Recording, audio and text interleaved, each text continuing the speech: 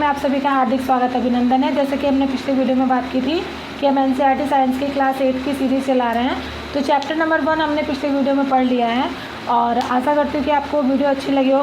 अगर आप लोगों ने अभी तक वो वीडियो नहीं देखी हो तो एक बार आप लोग वो वीडियो ज़रूर देखिएगा।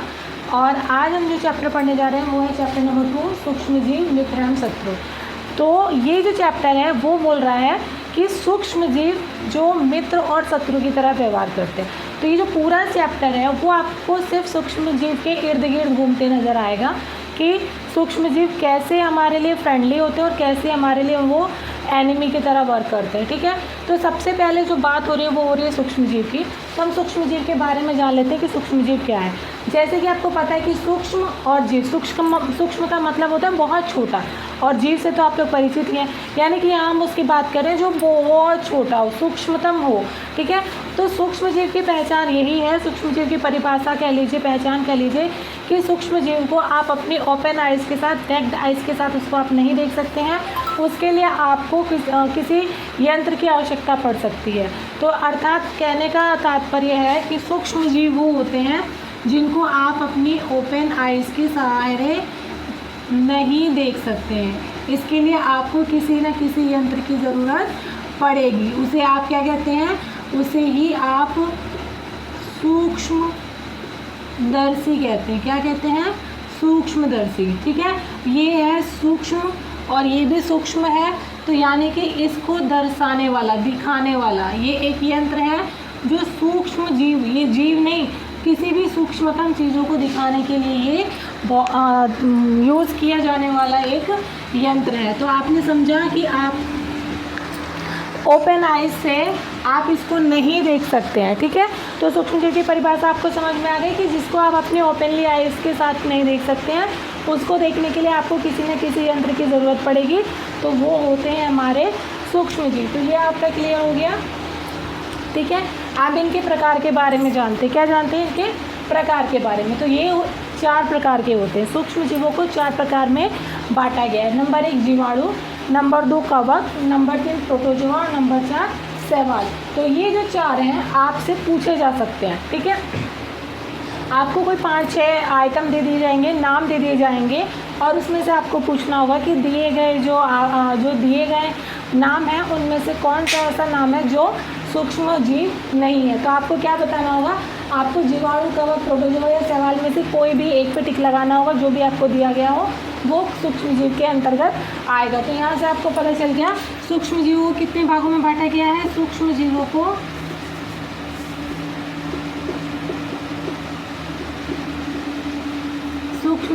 4 भागों में बांटा गया। कितने भागों में? 4 भागों में बांटा गया। पहला क्या है? पहला है जीवाणु, दूसरा है कवक, तीसरा है प्रोटोजोआ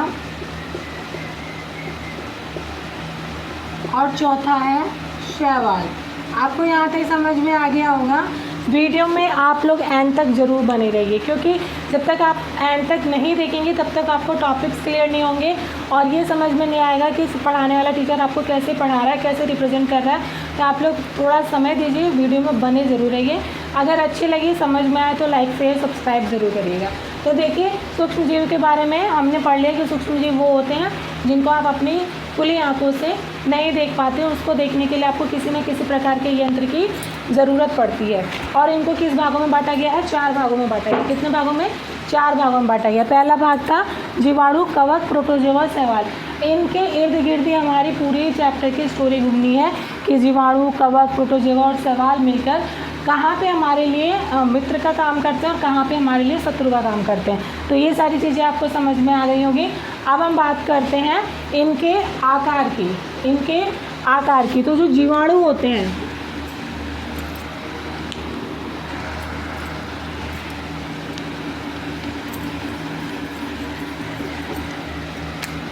ये क्लियर हो गया। अब बात करते हैं आकार की।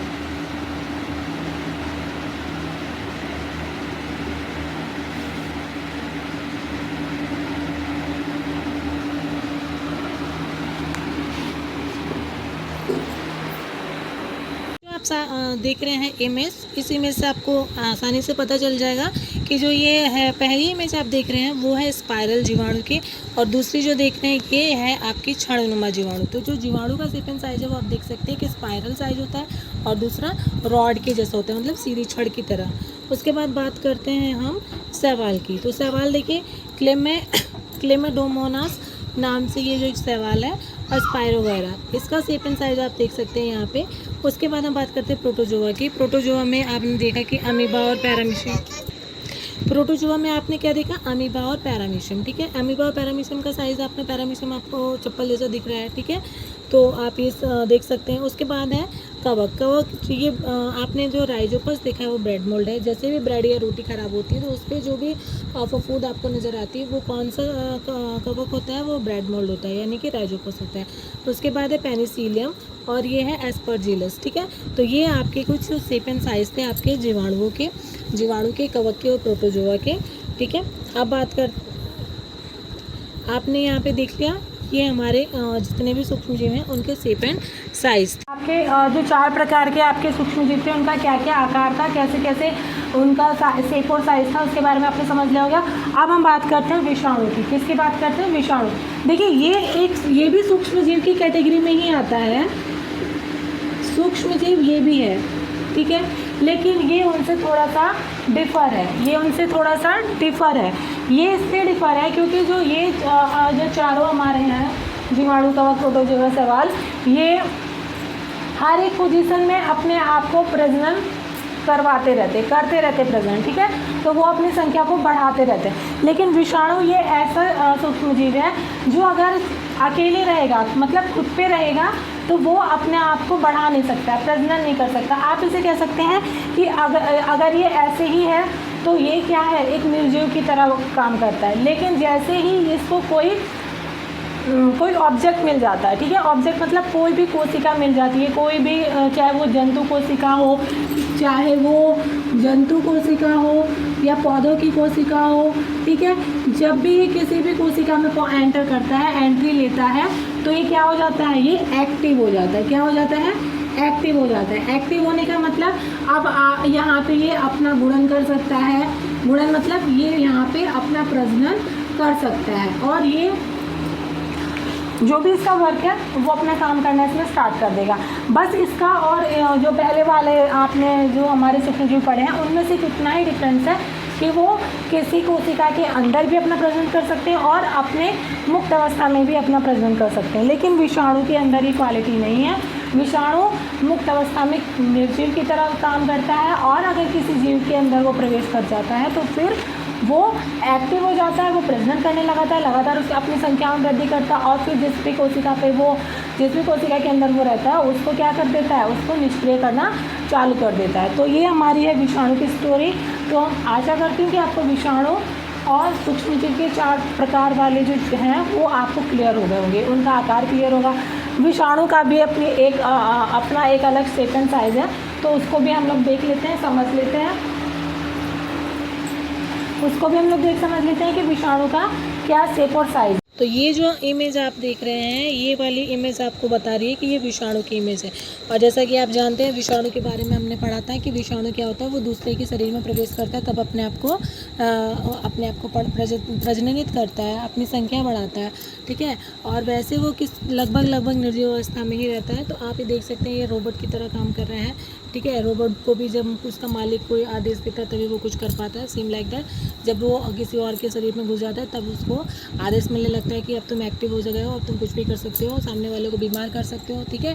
तो ये हमारा विषाणु का इमेज है, और ये देखने में ये एक मशीन की तरह नज़र आ रहा है। और जैसे ही शरीर में घुसता है बस शरीर के ऊपर अटैक करना चालू कर देता है, अपनी मशीनरी अटैक, और वो बहुत बड़ी संख्या में अपने आप को बढ़ाता है, और उससे सामने वाले का जो इम्यून सिस्टम है वो डिस्टर्ब होता है और वो बीमार होने लगता है। तो ये हमारे विषाणु की कहानी, आशा करते हैं आपको समझ में आ गई होगी। हमने विषाणु का सेप और साइज समझ लिया। अब हम बात करते हैं इनके निवास स्थान की। ये कहाँ कहाँ मिल सकते हैं, कैसे ये अपने आप को सर्वाइव करते हैं, ठीक है। तो उसके बारे में हम लोग बात कर लेते हैं। तो देखिए हम लोग जानना चाहते हैं कि जीवाणु में कहाँ कहाँ मिल पाते हैं। तो इनकी एक खासियत ये है कि कि किसी भी परिस्थिति में रह सकते हैं, किसी भी परिस्थिति में ये अपने आप को सरवाइव कर सकते हैं, किसी भी परिस्थिति में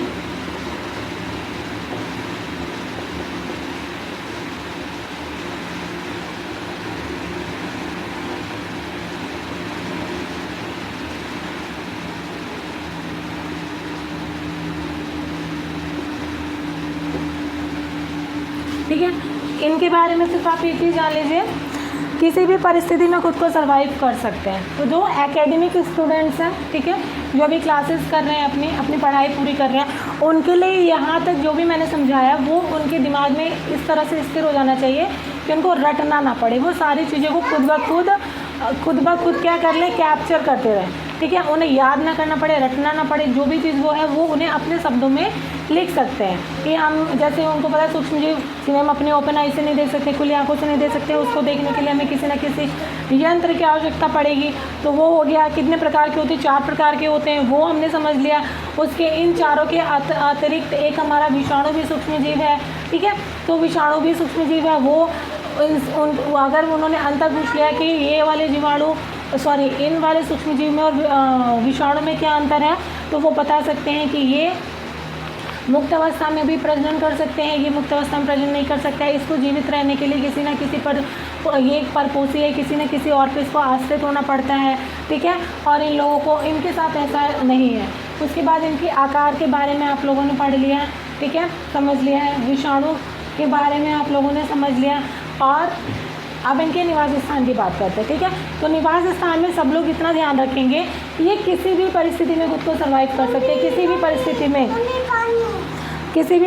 खुद को सर्वाइव कर सकते हैं, किसी भी परिस्थिति में अपने आप को सर्वाइव कर सकते हैं। तो आप यहाँ पे आपको ये चीज़ याद रखनी है कि ये अपने आप को किसी भी परिस्थिति में।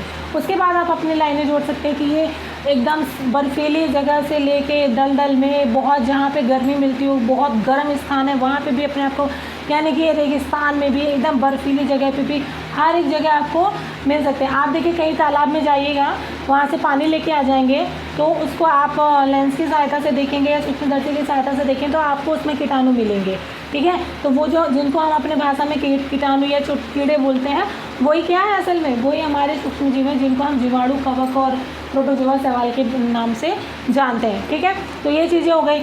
अब यहाँ पता चल गया, आप इसमें जोड़ सकते हैं, वो किसी भी स्थान पे मिल सकते हैं, कहीं कैसी भी परिस्थिति हो। इतनी चीज़ें क्लियर हो गई। उसके बाद देखिए क्या होता है कि आपने पहले पढ़ा है एक कोशिकीय, बहुकोशिकीय, ठीक है।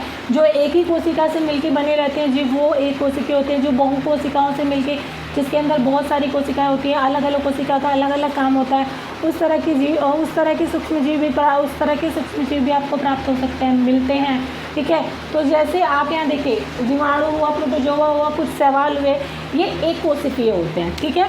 तो यहाँ पे क्या है, एक कोशिकीय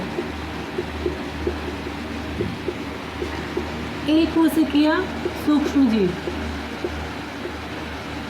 ठीक है। एक कोशिकीय सूक्ष्म जीव में आप जीवाणु ले सकते हैं, प्रोटोजोआ,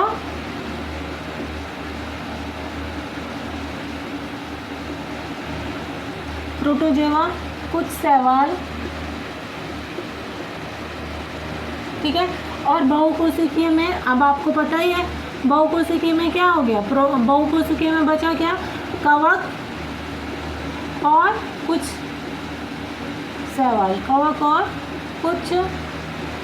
शैवाल, ठीक है।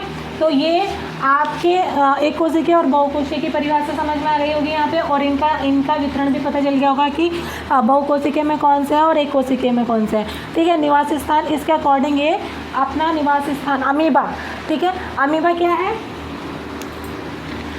अमीबा की क्वालिटी है कि अमीबा अकेले भी रह सकता है, अमीबा अकेले रह सकता है, ठीक है।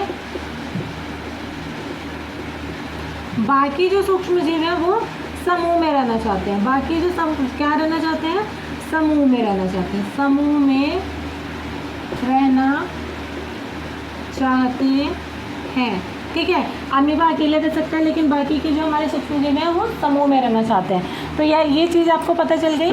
यहाँ तक हम फिर भी एक बार वापस से रिकॉल करते, देखिए पढ़ाने का मतलब है कि आप उस जितना भी पढ़ाया जाए वो आपको एट द पॉइंट उसी समय, ठीक है, एट द टाइम और पॉइंट टू पॉइंट आपको चीज़ें याद हो जाए। सूक्ष्म जीव के बारे में, सूक्ष्म जीव यहाँ निवास स्थान, तो ये हो गया हमारा, ये भी हो गया और निवास स्थान भी हो गया। सूक्ष्म जीव के बारे में हमने पढ़ लिया था कि ये हमारी ओपन डाइट से हम इसको नहीं देख सकते हैं, ठीक है। इसके लिए हमें किसी न किसी यंत्र की, किसी न किसी जैसे मैग्नीफायर हो गया, ठीक है, और आपका सूक्ष्मदर्शी हो गया, माइक्रोस्कोप जिसको बोलते हैं, ठीक है, उनकी ज़रूरत पड़ती है। इनके प्रकार कितने होते हैं, इनको हमने 4 भागों में बांट दिया है। जीवाणु, कवक, प्रोटोजोआ, शैवाल, 4 भागों में बांटा है, जीवाणु, कवक, प्रोटोजोआ, शैवाल। तो ये चीज़ आपको याद हो गई होगी। इनका आकार आपको बता दिया गया है कि किस तरह का आकार था। उसके बाद विषाणु, विषाणु भी एक प्रकार का सूक्ष्म जीव है, लेकिन अपनी अलग क्वालिटी के कारण ये इन सबसे डिफर है। उसके बाद है निवास स्थान, तो ये लोग कहाँ कहाँ मिल सकते हैं, कैसे कैसी परिस्थिति में खुद को बचा सकते हैं, वो सारी चीज़ें आपको बता दी गई हैं। इनमें से कौन कौन से एक कोशिकीय हैं, कौन कौन से बहुकोशिकीय हैं। तो ये प्रश्न आपसे पूछा जा सकता है कि दिए गए जीवों में कौन सा जीव एक कोशिकीय है और कौन सा जीव बहुकोशिकीय है। तो आपको यहाँ से चीज़ क्वेश्चन को पिक करने की भी एबिलिटी अंदर इम्प्रूव करनी पड़ेगी, क्योंकि क्या होता है जब कॉम्पिटिटिव एग्ज़ाम होते हैं तो इन्हीं छोटी छोटी सी चीज़ों को बीचों में से एक क्वेश्चन बना कर निकाल दिया जाता है और वो फिर आपको वहाँ पे उसका आंसर पिक करने में दिक्कत होती है। तो इन यहाँ से ही आपको फैक्ट पता चलते जाएंगे और वो आपको याद भी रहेंगे। आगे हम बात करेंगे मित्रवत सूक्ष्मजीव क्या है, ठीक है, क्योंकि जब चैप्टर हमने स्टार्ट किया था तभी हमने ये पढ़ा था कि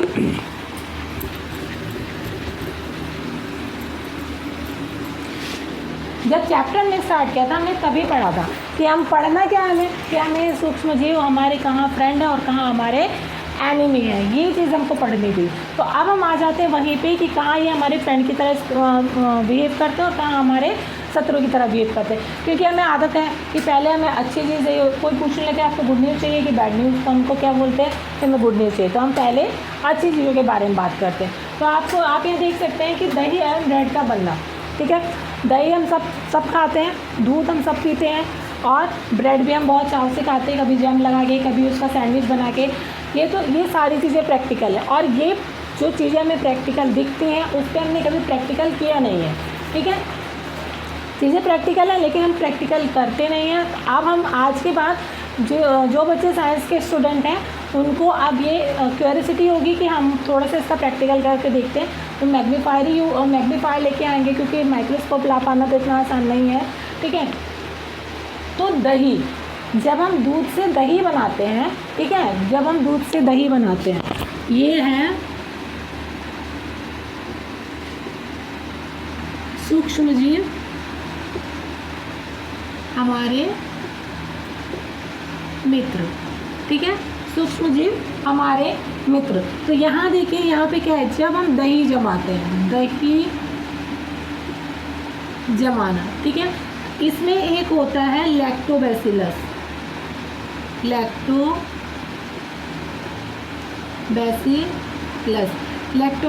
ये जो जीवाणु है वो हेल्प करता है दूध से दही को जमाने में, ठीक है, दूध से दही को जमाने में ये हमारा हेल्प करता है। तो आप याद रखिए, अब ये दही हमारे हेल्थ के लिए बेनिफिशियल होता है ना, हेल्थ के लिए दही हमारे, तो जब ये चीज़ हमारे स्वास्थ्य के लिए अच्छा है तो ये जो जीवाणु हुआ वो हमारे लिए कैसा बिहेव करता है, फ्रेंडली बिहेव करता है, ठीक है। तो इस तरह से जो दही का बनना है वो हमारे लिए क्या हुआ, मित्रवत व्यवहार करता है। जो ये जीवाणु है जो ये हेल्प करता है दूध से दही जमाने में, ठीक है। अगर आप इसे देखेंगे तो जो दूध का जो दही जमा हुआ रहेगा उस पर छोटे जीवाणु आपको चलते हुए नज़र आ जाएंगे और वही जीवाणु क्या है, वो लैक्टोबैसिलस है जो आपके दूध को दही में परिवर्तित कर देते हैं, ठीक है। दूसरा है ब्रेड का बनना। ब्रेड जब बनाया जाता है तो उसमें खमीर उत्पन्न होता है, यीस्ट उत्पन्न होता है। तो वहाँ पे ब्रेड का फूलना, यानी कि जिस तरह से हम ब्रेड को बेक करेंगे उस समय जो जीवाणु वहाँ पे हेल्प करता है वो क्या करता है, वो भी हमारे लिए फ्रेंडली व्यवहार करता है। कौन सा व्यवहार करता है, फ्रेंड। जो बताया मैंने, यहाँ पे क्या होता है, जो हमारे जीवाणु होते हैं, ठीक है, जो ईस्ट होते हैं, ये क्या करते हैं, तेज़ी से श्वसन करते हैं। क्या करते हैं, तेज़ी से श्वसन करते हैं। ठीक है। और तेज़ी से श्वसन करते हैं। श्वसन की प्रक्रिया में आपको पता ही ऑक्सीजन कार्बन डाइऑक्साइड वाला प्रोसेस लगता है। तो जब ये तेज़ी से श्वसन करते हैं तो क्या होता है कि वो श्वसन के दौरान कार्बन डाइऑक्साइड गैस छोड़ते हैं। उससे क्या होता है कि वो बुलबुले बन जाते हैं, ठीक है। और बुलबुले बनने से वो मैदे का आयतन जो है वो बढ़ा देते हैं, ठीक है। आपने देखा होगा भटूरे बनते हैं, डोसा बनता है, इडली बनता है, वो सारा प्रोसेस जो है वो ब्रेड मेकिंग का वो सेम है। उसके दौरान ये क्या करते हैं, बहुत तेज़ी से अपने आप का प्रजनन करते हैं, बढ़ाते हैं और चीज़ें क्या होती है फूल जाती है और उसकी वजह से क्या बन पाता है, ब्रेड बन पाता है, इडली डोसा भटूरे वगैरह जो है वो उसी तरह से बन पाते हैं। तो ये तो हमारे इसलिए ये क्या होता है, ये हमारे यहाँ पे ये हमारा फ्रेंडली बिहेवियर करते हैं, ठीक है। उसके बाद देखिए आपने सुना होगा अल्कोहल का बनना, ठीक है। अल्कोहल और अल्कोहल जो है वो भी किससे बनती है, वो किण्वन की प्रक्रिया से बनती है। किसकी प्रक्रिया से बनती है, किण्वन की प्रक्रिया से बनती है।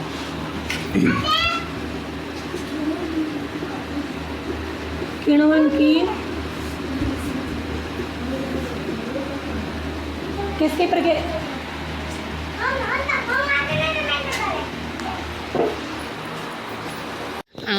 दोस्तों किसी वजह से मैं इसके आगे का पार्ट अभी कंप्लीट नहीं कर पा रही हूँ, तो इसके आगे की जितनी भी चीज़ें हैं वो मैं आपको नेक्स्ट वीडियो में बनाकर कंप्लीट कर दूँगी ये चैप्टर।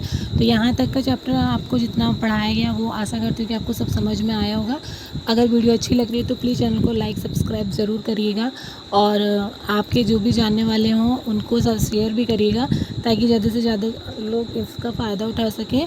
और आपका कोई भी ओपिनियन हो तो वो आप मुझे कमेंट करके बता सकते हैं। तो मिलते हैं नेक्स्ट वीडियो में, तब तक के लिए वीडियो ज़रूर देख लीजिएगा और पहली वीडियो भी देखना मत भूलिएगा। जो चैप्टर फर्स्ट है फसल उत्पादन एवं प्रबंधन वो भी बहुत अच्छे से कराया गया है, तो आप लोग उसको भी ज़रूर देखिएगा जाके चैनल पे।